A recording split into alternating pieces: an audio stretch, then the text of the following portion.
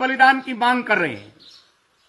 आज भी नष्ट होते वन, खेजड़िए, नीम, शीशम, रोहिड़े, केर, जो कि कुमठिए इस मरुस्थल प्रदेश की अनमोल औषधियां हैं। इनके जड़ों से लेकर के फल, फूल, पत्ते सब मनुष्य के लिए अति उपयोगी है।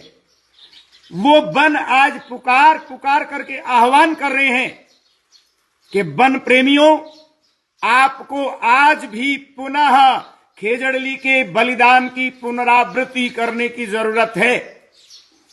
अगर आप सच्चे मन से चाहते हो कि वनों की रक्षा हो, पेड़ों की रक्षा हो, वन्य प्राणियों की रक्षा हो, तो आपको खेजड़ली के बलिदान की पुनरावृत्ति करनी होगी।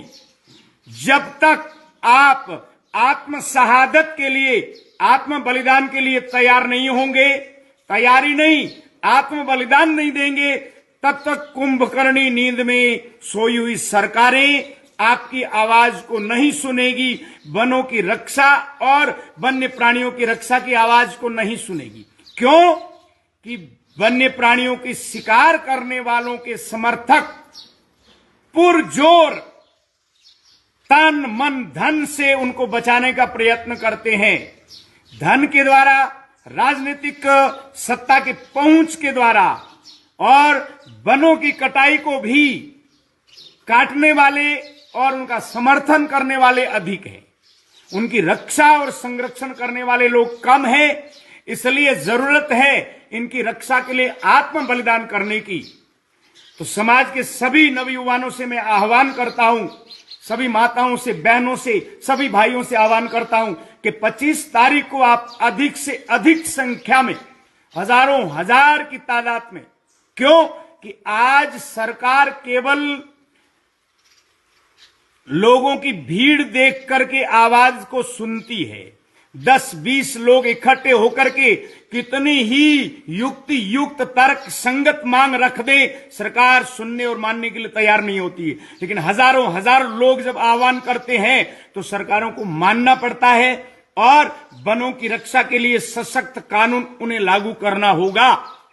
तो समाज, संपूर्ण राजस्थान के कोने कोने में बसे हुए वन और वन्य जीव प्रेमियों से मैं आह्वान करता हूं कि 25 तारीख को आप अपने काम धंधों की लालसा को, लोभ लालच को छोड़ करके इस पुनीत और पावन कार्य के लिए अवश्य ही उपस्थित होवें। अधिक से अधिक संख्या में, जितनी अधिक संख्या में इकट्ठे होंगे, कार्यक्रम आयोजन की रूपरेखा बृहद होगी, विस्तृत होगी और प्रभावशाली होगी। इसलिए 25 तारीख कल सुबह अधिक से अधिक संख्या में कोने कोने से नवयुवान, भाई बहन सभी मुकाम में पहुंचने का प्रयत्न करें और अवश्य पहुंचे। ये मेरा आप सबसे निवेदन है। अभी आवश्यकता है कि या तो सरकार हमारी बातें मान ले, पेड़ों की कटाई को रोका जाए, ग्रीन ऊर्जा के नाम पर, इस विकास के चकाचौंध में, भौतिक विकास के नाम पर मनुष्यों के जीवन का आधार वन है, मनुष्य के जीवन का आधार और उनका संग वन्य प्राणी है। उनकी रक्षा के लिए सशक्त कानून बनाए और भविष्य में पेड़ नहीं कटे, वन्य प्राणियों को शिकार नहीं हो, ऐसा प्रयास सरकार करे, या फिर हजारों हजार लोगों का बलिदान ले।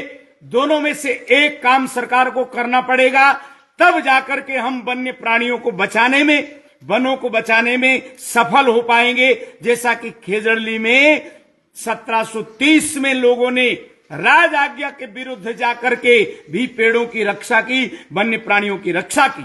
हमारी रगों में मां अमृता देवी का खून है, हमारी रगों में रामूजी खोड़ का खून है, जिन्होंने अन्याय के खिलाफ भरी सभा में अपना आत्म बलिदान कर दिया। हमारी रगों में बूचोजी एचरा का खून है, जिनको नवयुवती पत्नी का लोभ, उसका आकर्षित नहीं कर पाया और धर्म रक्षा के लिए उन्होंने अपना आत्म बलिदान किया। उन महान आत्म बलिदानियों का खून हमारी रगों में है, तो हमें भी उस पवित्र खून को याद करते हुए अधिक से अधिक संख्या में आकर के और वन्य और वनों की रक्षा के लिए